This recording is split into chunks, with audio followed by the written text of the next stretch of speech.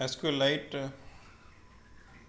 अगर हम एंड्रॉयड की बात करें तो एसक्यूएलाइट एक open source relational database management system है जिसका उपयोग कॉलम और रो के रूप में डेटा को स्टोर करने के लिए किया जाता है। एसक्यूएलाइट में तीन प्रकार के डेटा टाइप्स रहते हैं। पहला है टेक्स्ट टाइप, दूसरा इंटीजर टाइप और तीसरा है रियल टाइप।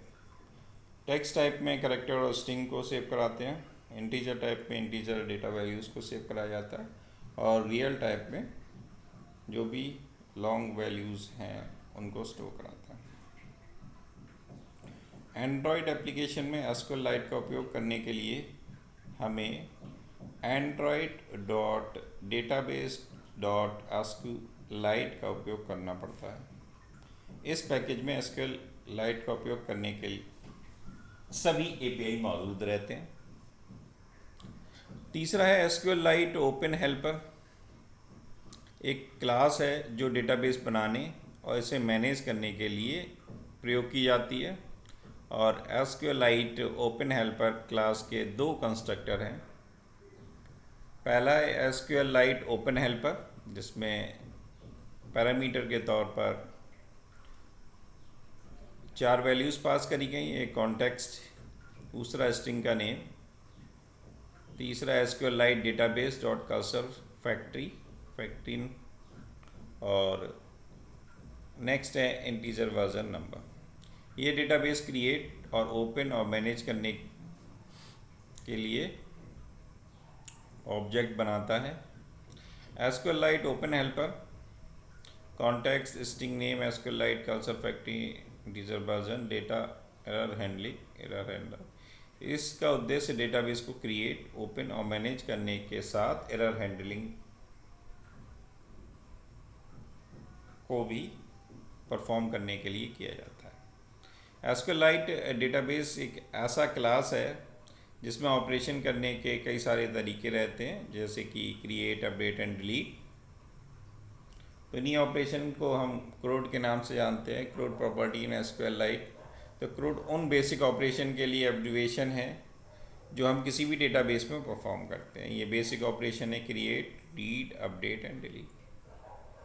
तो देख लेते हैं इनके लिखने का तरीका कि अगर हमें कोई प्रोजेक्ट बनाना होगा तो बनाने के लिए हम एंड्रॉयड स्टूडियो ओपन करेंगे, स्टार्ट करेंगे प्रोजेक्ट को, एम्प्टी प्रोजेक्ट को सेलेक्ट करेंगे, एप्लीकेशन को चुनेंगे, जावा को चुनेंगे और एक बार प्रोजेक्ट लोड होने के साथ में हम उस पर काम करना शुरू करेंगे।